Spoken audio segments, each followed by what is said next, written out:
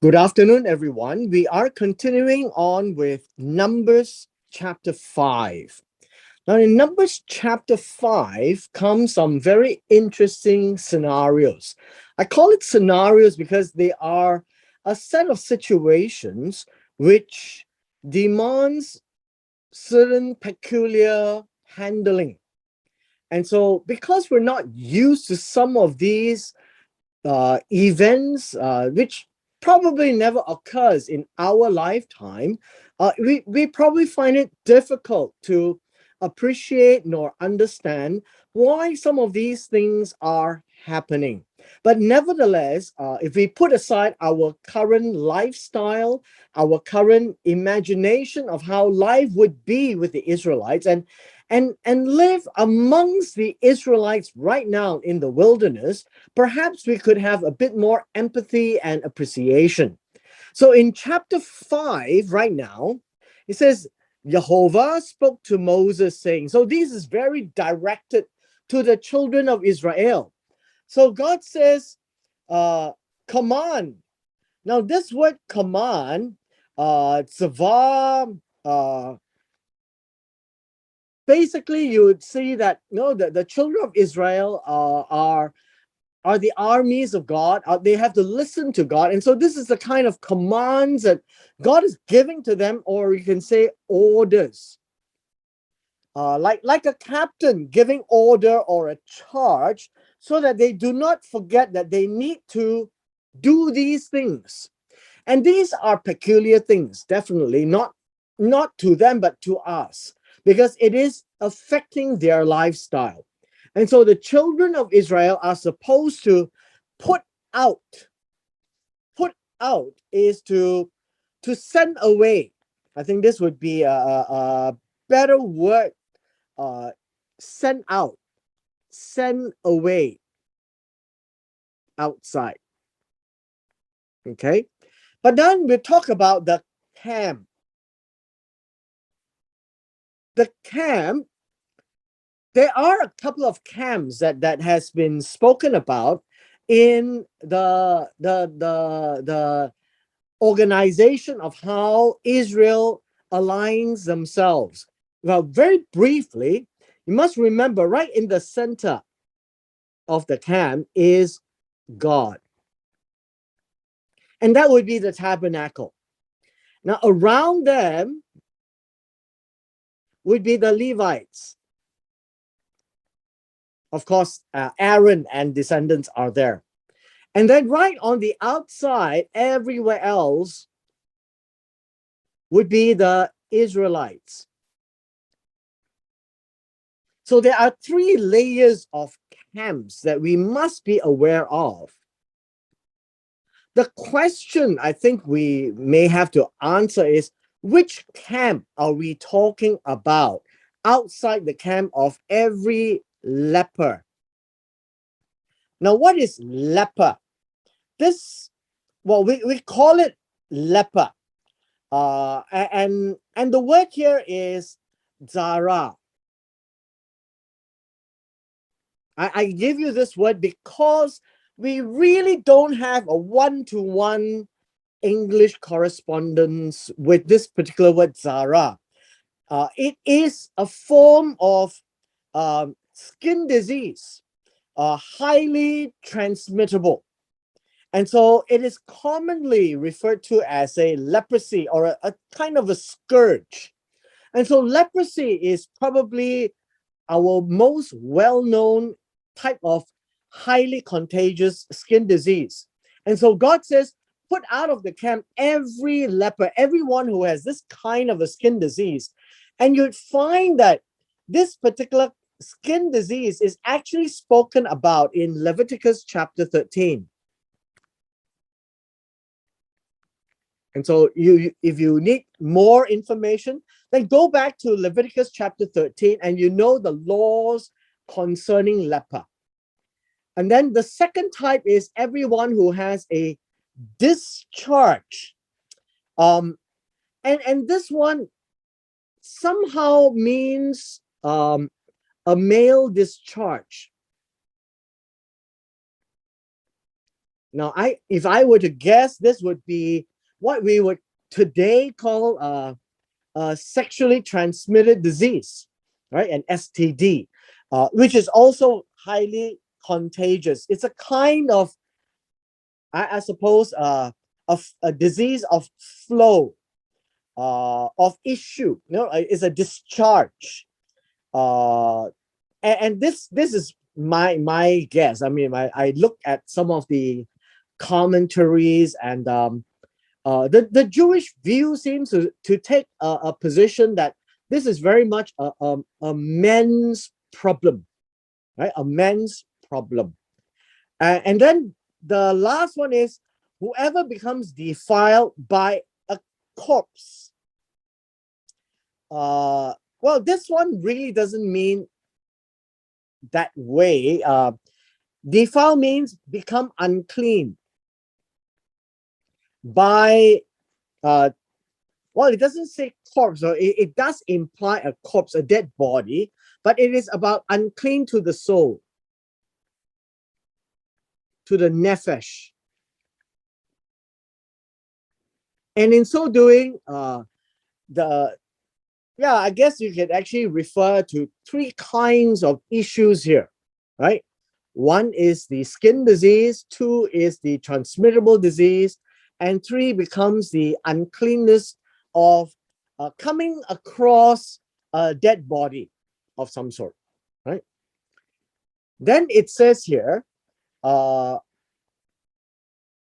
you shall put out both male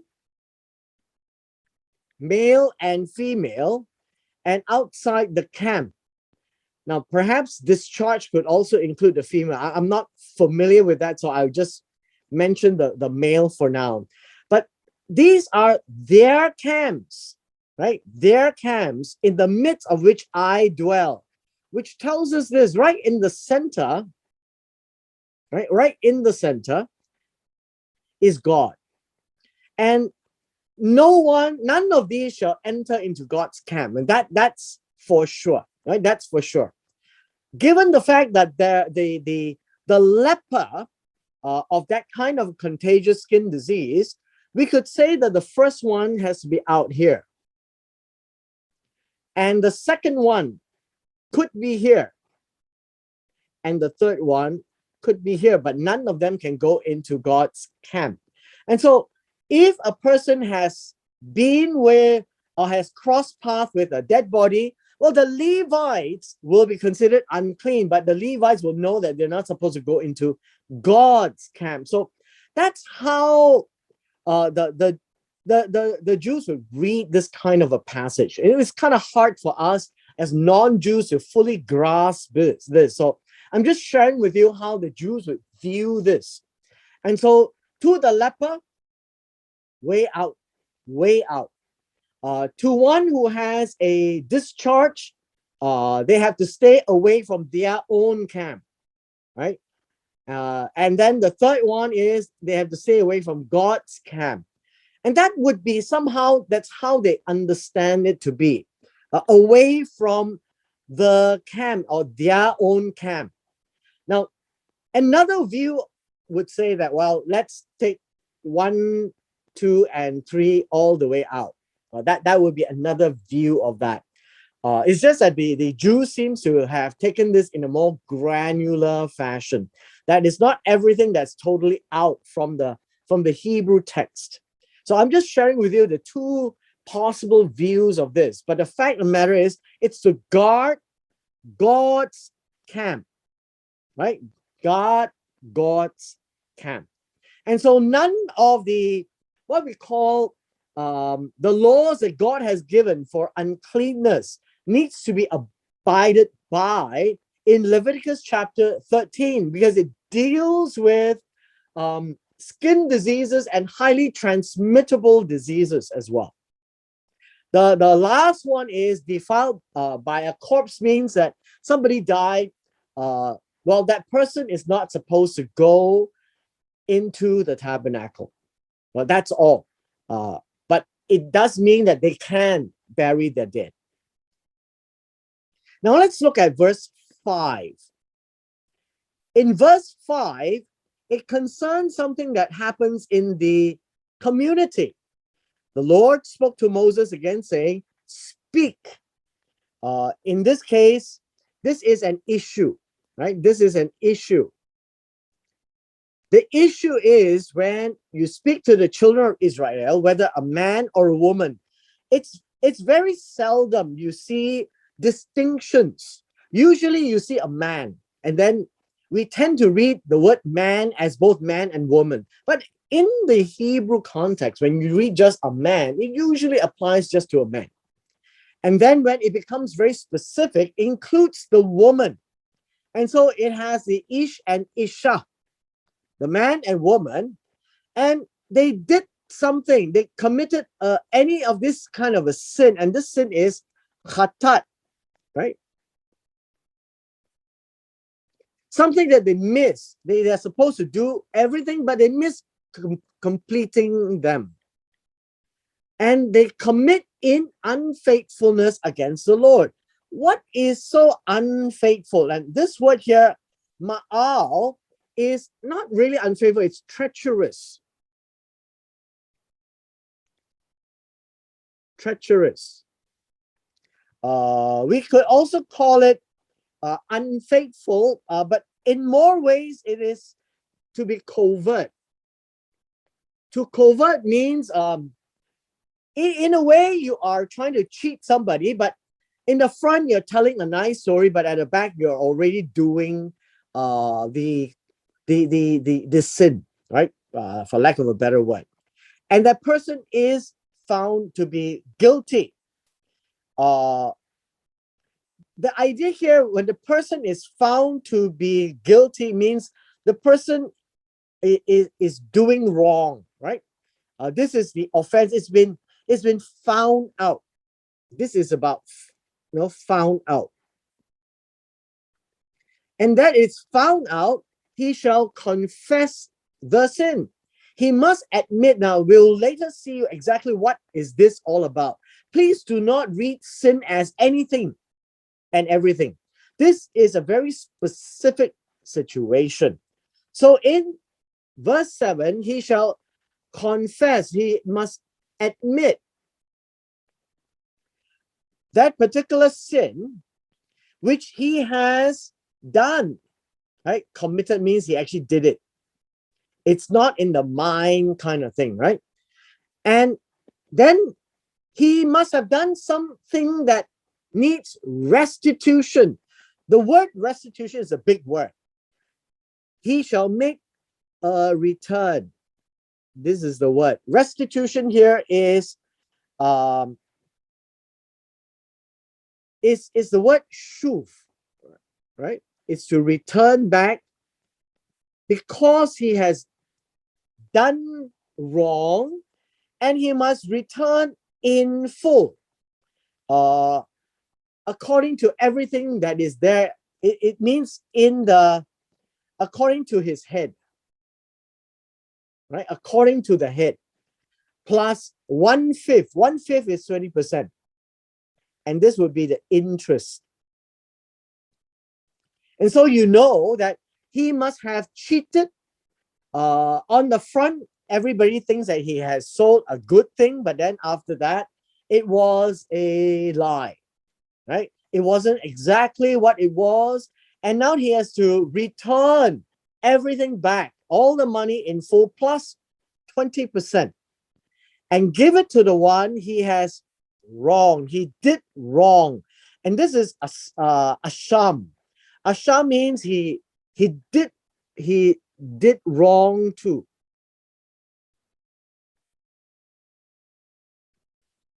Verse 8, but if the man has no relative to whom restitution may be made for the wrong. Now, what does that mean? The man has no restitution, and this word relative in verse 8, it means that he's got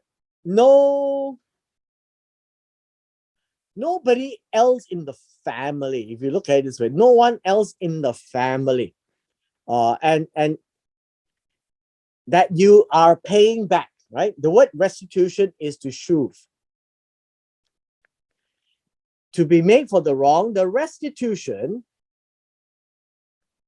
for the wrong must go to the Lord for the priest, the Kohen, plus the ram for atonement, to be made for him. And so in this case, for this atonement, you need to go back and read Leviticus chapter 5, right? The sin offering.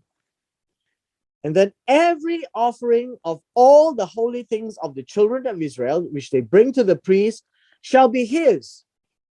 Well, meaning this, every offering of the holy things of the children of Israel, when they bring to the priest, shall belong to the priest. Every man's holy things shall be his. Who is his? Every man.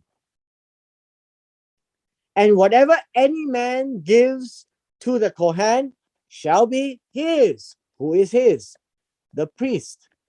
It means very simply, the ownership always is retained to the person who owns it.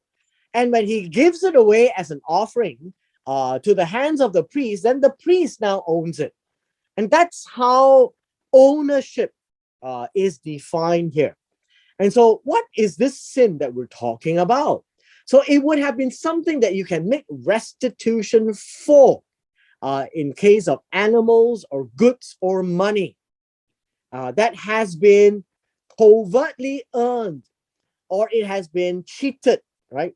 Lack of a better word, our modern day would seem to look that way.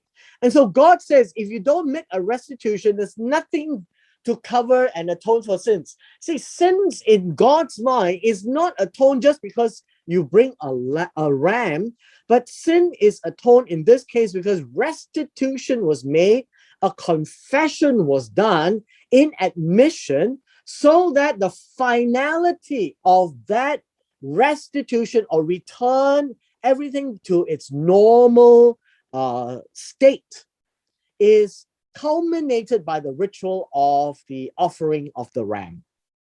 And that is how verse 5 to verse 10 is about. Now, in our next segment is a problematic segment.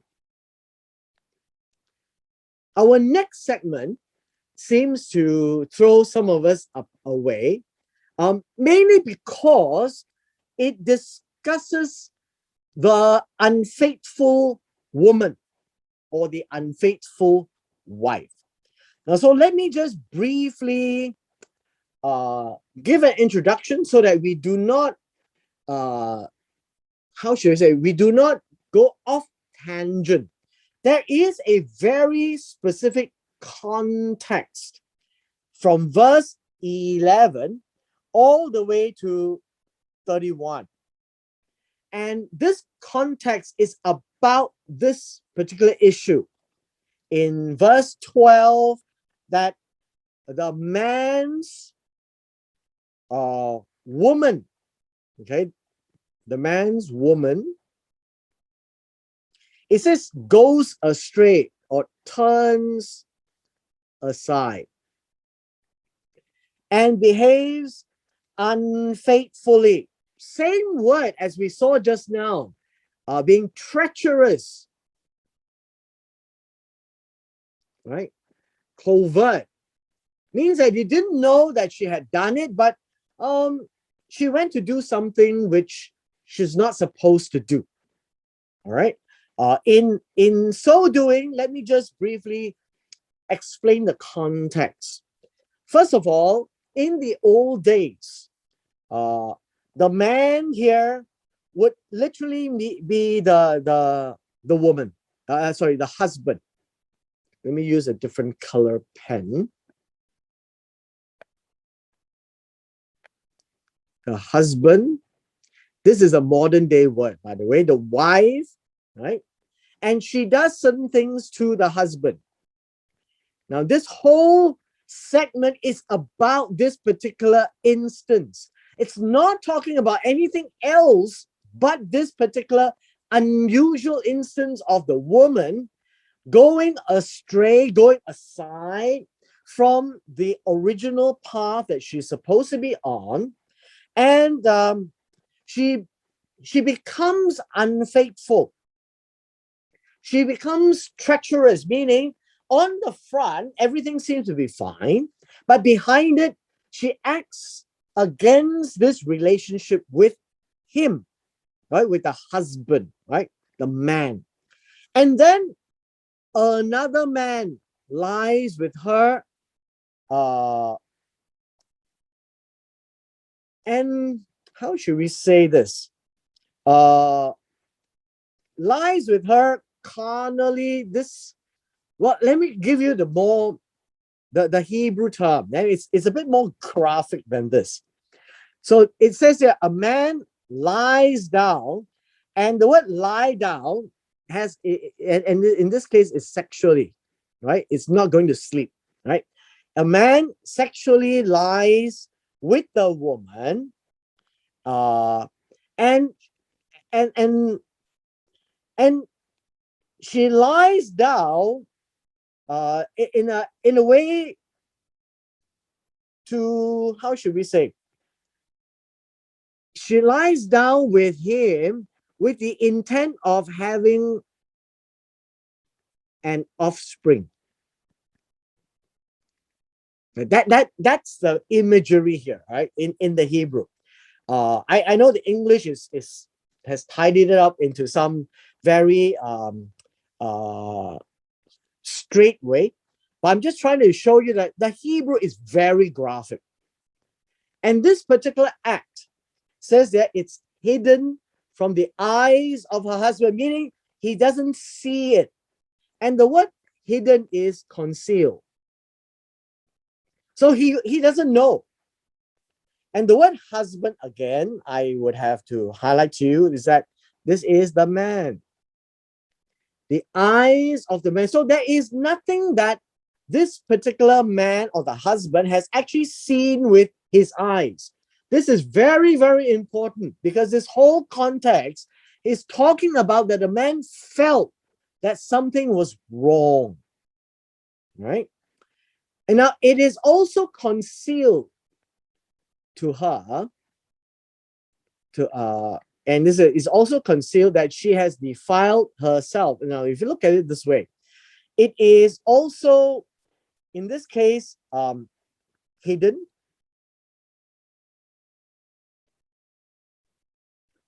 And that she has become, well, how should we say? She is sexually unclean. I think that I'll just leave it there, right? That you understand what it means. The word defile herself is not exactly how it's depicted. And there is no witness against her, nor was she caught. So nobody knows about this. Totally, nobody knows about this. So you need to understand that this is the situation, that there was a case where the woman very unusually has gone behind the back of the man and has sexual relations with another man who is not the husband. And the entire scenario is completely concealed. Nobody knew about it, and she wasn't caught. Now, understand this, if there was a witness and she was caught, none of this would be described here. Then we would have to go to Deuteronomy chapter 22, which we'll go later on. Now it says here, verse 14, if the wind of jealousy, the spirit of jealousy means the wind of being, how should we say, kina, jealousy would be really, well, I guess you could say in that sense, he is passionately jealous. Now, I need to describe it in this way, mainly because it is not, when we read in Exodus chapter 20, God is a jealous God, a kana God. And this is a a function of that same word, but the connotation here is that there is a particular disposition that the husband or the man seems to have an emotional sense of uneasiness, right? And I think that's as best as I can express it upon him, and he becomes jealous of his wife. And this whole idea of jealous for his wife is really feeling that envy. He is burning with some anger in that sense. He thinks, right? He's not sure. He thinks that she has defiled herself. Now, the second aspect is this awe, right? Awe. If a spirit of jealousy comes upon him and he becomes jealous of his wife, although she has not defiled herself. So there are two scenarios here, two situations. One has defiled, the other has not defiled. And so one, the woman is guilty, one, the woman is innocent, but yet at this point in time, we're now talking about the reaction of the man. And he seems to have that feeling, and it seems that that feeling is entertained. The man then shall bring his wife to the priest, and the priest shall become the judge in this matter. Remember, the priest is not only doing rituals for sacrifices and offerings. They take care of whatever needs to be done inside the tabernacle, in the sanctuary. They also teach the Torah, and they also become judge of situations. And so the man shall bring an offering, is a peculiar offering required for her, 1/10 of an ephah of barley, not wheat. And he'll pour no oil on it and no frankincense. This is not a appeasement. This is a particular jealousy sacrifice, right? And okay, because it is a grain offering of jealousy, an offering for remembering, for bringing iniquity to remembrance. The idea here is trying to prove whether one is guilty or not. It's a very unusual way. It's a very ancient way of doing that in Numbers chapter 5. I'm sure we don't do it anymore, but we're talking about it. It's because it resembles some of the ancient practices as well in Oriental terms, like in Taoism or in folklore, I guess folklore culture.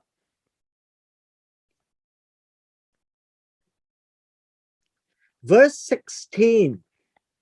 The priest, and the priest is the one that's going to define who is guilty or not, shall bring her near into the tabernacle, set her before God.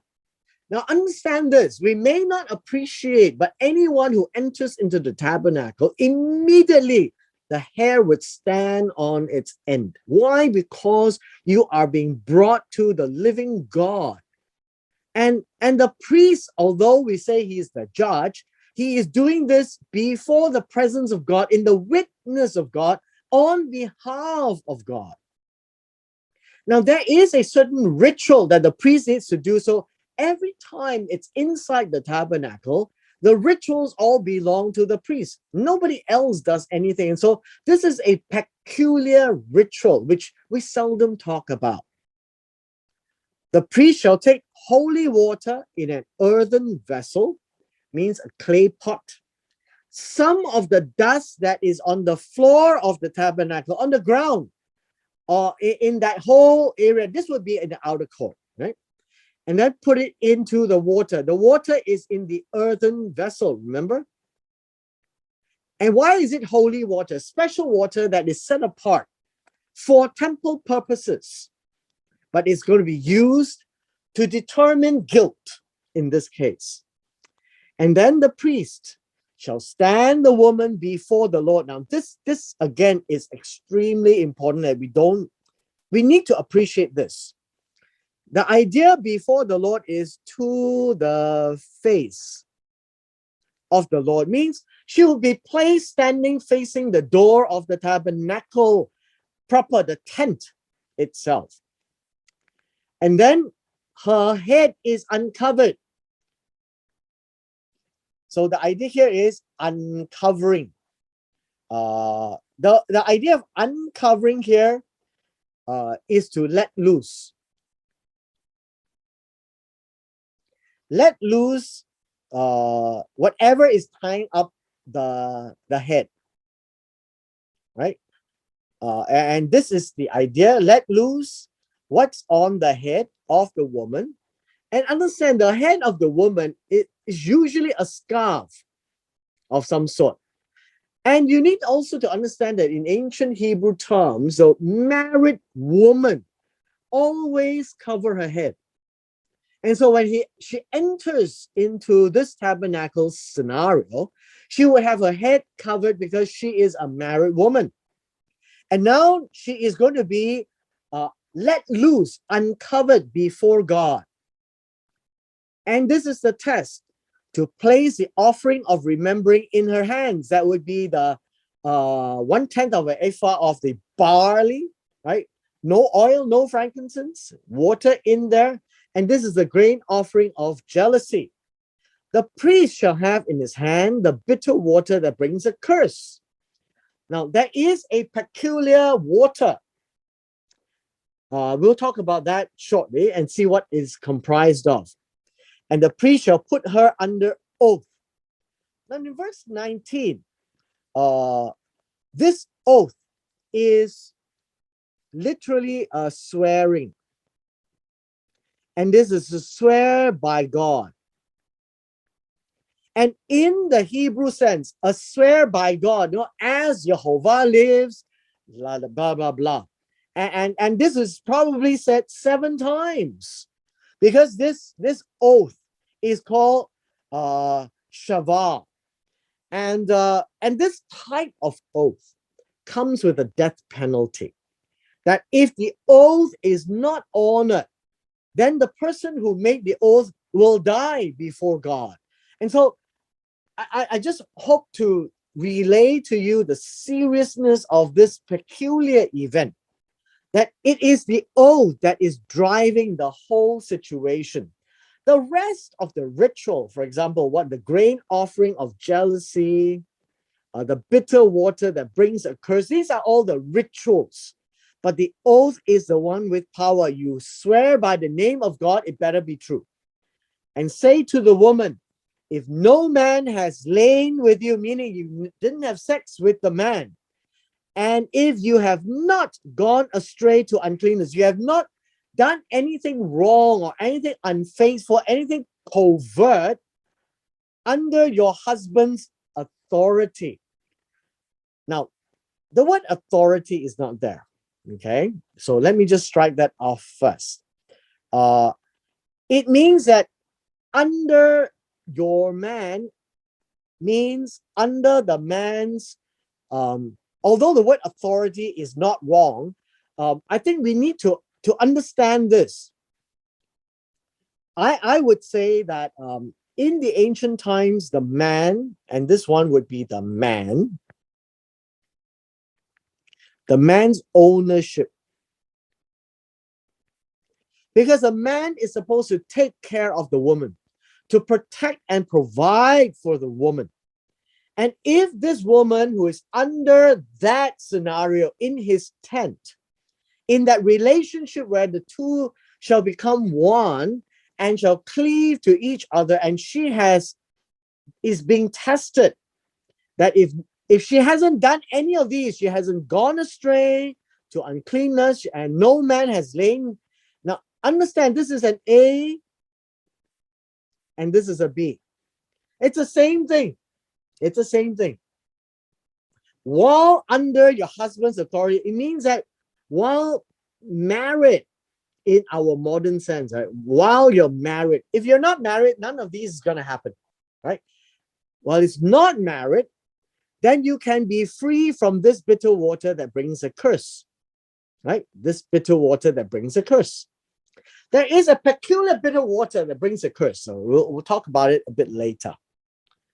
Now, verse 20.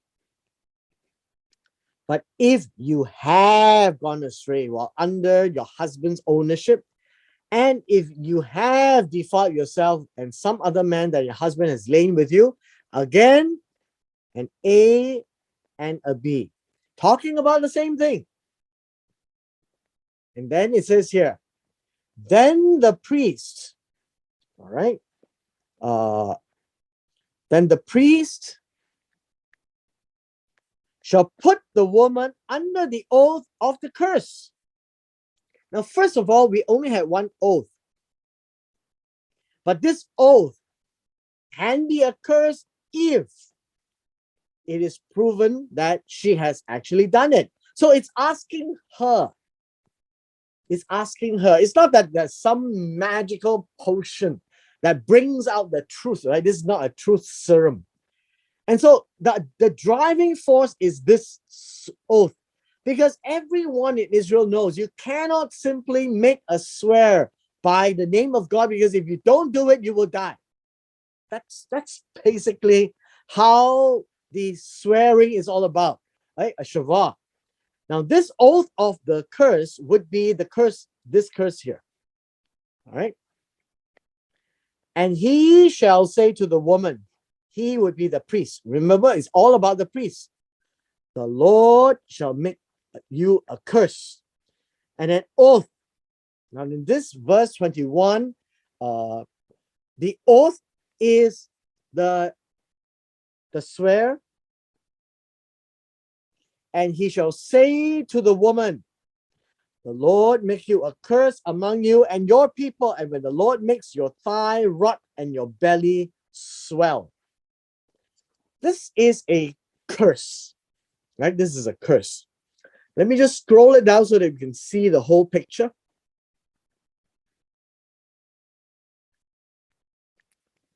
The priest shall put the woman under the oath of the curse, and he shall say to the woman, the Lord made you a curse and an oath among your people. What is that curse? So that the Lord makes your thigh rot and your belly swell. And may this water causes the curse to go into your stomach and make your belly swell and your thigh rot. And, well, let's read this too. Then the woman shall say, Amen, so be it. So let's break this down a little bit. First of all this is a ritual that has to do with the priest. This is the priest. There is a woman, right? The man is not in there. It is before God. And the priest is doing this ritual. And the oath is the swear. And the oath, if it has turned to become true, it becomes a curse. And so the curse is what God will make, right? It's what God will make. It is not that there's a magic potion, you drink the water, or you shake the hand, or you touch the priest, and then the curse comes over. It's not that. The Lord will make you a curse, A, and an oath among your people, B, right? The curse and the oath is in the same category. So verse 21, understand this. The oath is Allah. It means this is to God. This is a promise to God. You swear to God. And this is an oath, which is a swearing to God. So it's an A and a B. God will make you a promise. See, God is making the promise. And when God makes a promise, it is so serious that God is not going to make a flippant promise, right? So if God is to make the promise, it will be true. It will come true if the conditions are right. And so the priest will put the woman under this peculiar swearing. And so the word curse it's not really curse in that sense. It is Allah, right? It's not really curse. It really basically means also an oath. It is a way to swear, to promise you that it's going to happen. And so curse and oath is a nuance of each other. And all the people will see. Why? Because there is a visual event that will happen. And what is the visual event? It says your thigh will rot. This would be I would prefer to use this word, your loin, right? Your loin will, well, this one says will rot, it will fall, right? I think will fall, right? And then it says your belly. Now the word belly here is better understood as your womb, right? Your womb will be swollen. And the swelling here, well, I guess swelling is actually a good word. It is to blow up, right? To blow up like a balloon. The womb or the belly portion, right? And understand this. All this is pointing to a sexual innuendo, right? If you know what I mean. It is pointing to a sexual reference to the woman, that her loins will drop to the ground and her belly will blow up like a balloon. And then it says, and may this water, which is the cursed water, the bitter water, cause the curse to go to your stomach. Well, the word stomach here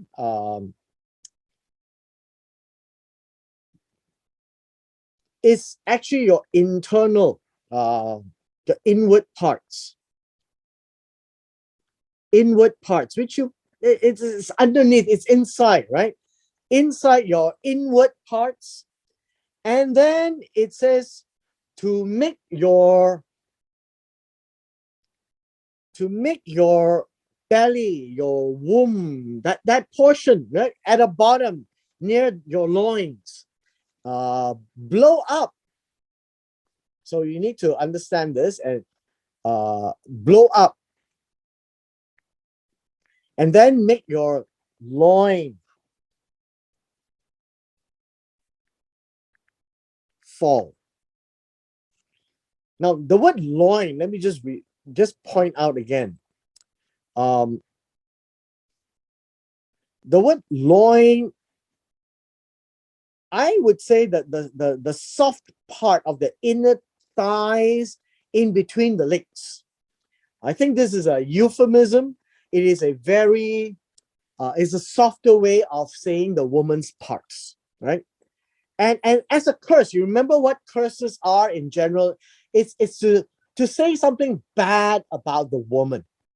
And to say something bad about the woman is about her ability to give birth, her ability to have sexual pleasure. It will fall off. You know, that kind of words. And that's the picture here. And the woman will say, Amen, Amen. Now, of course, you would see the English word, right? Would like to say, so be it, Amen. Amen literally means, I agree. Let it be, right? Amen, Amen. And so the Hebrew word here is Amen, Amen.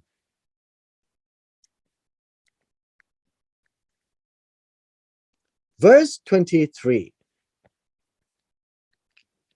Then the priest, now remember, all of this is taking place inside the courtyard of the tabernacle, facing the door of the tent, because it is to the face of God. And he will write. Now, very interesting, he will write all these curses. Well, it's not a book. How should I say? I would say that this is a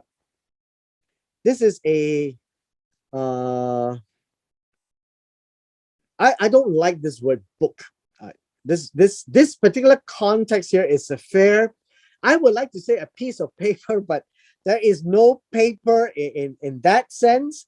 Then I would say write these curses in a piece of document. And you know what I mean? It's a small piece of paper, a scrap, I think would be, right? In a scrap. And after writing it, then it says he shall scrape off into the bitter water. Now, what does it mean to scrape? Maha is to obliterate. Usually what happens is that you're supposed to, after you write it, right? They write it with some pigment. Write it with some pigment, and then when it is dry, they'll use some peculiar way. This idea is about wiping out, is to rub off, is to erase, is to scratch off the words, right? Which is actually the words of the curses. And it comes off in little pieces, very tiny, weeny pieces, and it will drop into the bitter water. Right? That's what I am envisioning this. And the priest shall make the woman drink that water that brings a curse. So there is a very visual effect. You agree to the curse, and now you drink the curse. You see that? And the water that brings the curse shall enter her and to become bitter. The priest shall take the grain offering of jealousy from the woman's hand, wave the offering before the Lord. Verse 25, it says, wave the offering is like a wave offering. I'm not sure whether you understand. Is to shake it? Shake or well, I guess wave is a good word, right? Wave it, or swing it, and this is the offering to the face. And let God see. Now, each time you see the word to before the Lord, it means to the face of God. And in the Hebrew context, when anything is done to the face of God, it's a very serious affair. And that's why I said that when you walk in there under such circumstances, your hair will stand on its end. And now you bring it to the altar. And the priest shall take a handful of the offering, which is barley, as its memorial portion, burn it on the altar. Now, this would be in Leviticus chapter 2. And afterward, make the woman drink the water. And he has made her drink the water, and it shall be, now this is a big word, if she has defiled herself and behaved unfaithfully towards her husband, God is going to do this, that the water that brings a curse will enter her, become bitter, her belly will swell, it's going to blow up, right? Blow up like a balloon. Her inner thigh will rot, will fall down. You know, it's like the woman's parts will fall down. The woman will become a curse among the people. And the idea of a curse is whatever was said, all the bad things, the people will now see that that is true. The next verse, but if the woman has not defiled herself and is clean, then she shall be free, and she may conceive children. Look at it this way. So when the belly blows up, you see here, her belly swells up, her thigh will rot. Remember, this is the loins and the woman's parts, I would say, will fall down. All of this is an indicator that she will never have children again. And so the curse is just that. Now, to a woman in those days that cannot have children, it is a very severe curse. And that is what the woman is subjected to. But if she is innocent, right? Innocent. And she is free. So this is an A and a B. Then she shall be free. The word free here actually means that she shall be innocent. Right? That's what it means. She will be clean. And she can conceive. Right? She can, well, the word literally here means become pregnant. She can become a full woman. There will be no penalty on her. So this whole segment is about the woman. And remember, this is not a magic potion, it's a ritual, but the effect of the curse, God will judge and bring it to its full conclusion if she has defiled herself and behaved unfaithfully, an A and a B. God will cause that curse to take place. If not, she will be declared innocent and she can become pregnant. Now that's basically all these words here up to verse 28. Now in the last segment here, this is the law of jealousy. The law is the Torah. The Torah of Kanaot. So you could say Kanaot, right? This from the word Kana. And while it's called the Torah of Kanaot, God says that you need to define this in a more narrow way. It's not a broad way, it's a narrow way. When a woman, so verse 29 is when a woman, and the woman is under her man's, and remember, not authority, I would say ownership. And in the ancient times, marriage means a woman belongs to the man. And that is why in the Ten Commandments, it says, thou shalt not covet your neighbor's wife. The idea here is whatever belongs to somebody else, you're not supposed to take. And so adultery will appear in that category again. But in this case, it's a very narrow description. It's about the Torah of jealousy, that if the woman goes astray and defiles herself, this is an A and a B. And after this happens and nobody knows about it, or the spirit, the wind of jealousy comes upon a man and he is very passionately envious and he becomes jealous of his wife. You know, this is an A and a B. That is when he shall stand the woman before the Lord. It's always before God. It is not come before the priest. The priest has to do the ritual because it's inside the tabernacle. So the priest shall execute this law upon her to put the bitter water, to scrape the words of the oath or the curse, let her drink. Now, once this is done, then the man, so I just want to point out to you, the man shall be free from any iniquity. Verse 31 means the man will also be innocent. Right? The man will be clean. And then that woman, in that sense, the woman here, she will bear her own avon. She will bear her own guilt, this avon. right? She will bear her own punishment.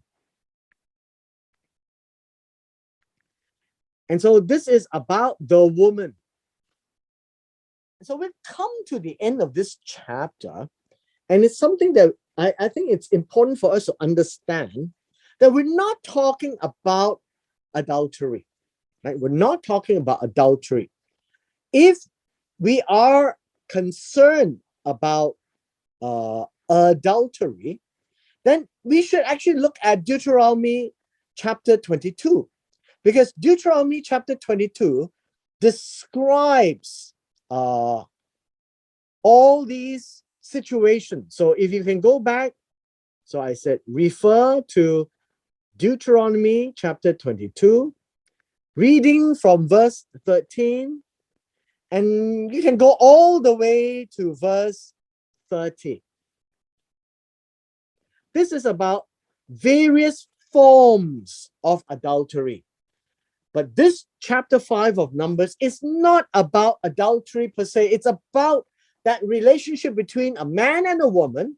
And the man is having this strange and strong, passionate suspicion of the wife. And because he owns a wife, remember this, he owns a wife in ancient times, but he cannot take action on the wife because he doesn't know.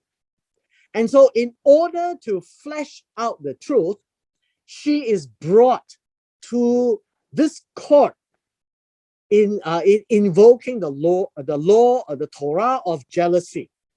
Now, if the man doesn't do that and the man harbors that feeling and mistreats the wife, then the man has a problem. And so God says you cannot mistreat the wife. You must really deal with the wife fairly. And so the woman needs to be brought before God and let God judge. And whether she is innocent or guilty, it will be shown. And it's a very ancient practice. So that we need to understand that this woman is brought before God because the man has that suspicion. It is not that it has been found out, which means that would have been Deuteronomy chapter 22, an adultery of sorts. And so in Deuteronomy chapter 22, you can say that if you look at Deuteronomy 22, and if a man is found lying with a woman married to a husband, then both of them shall die.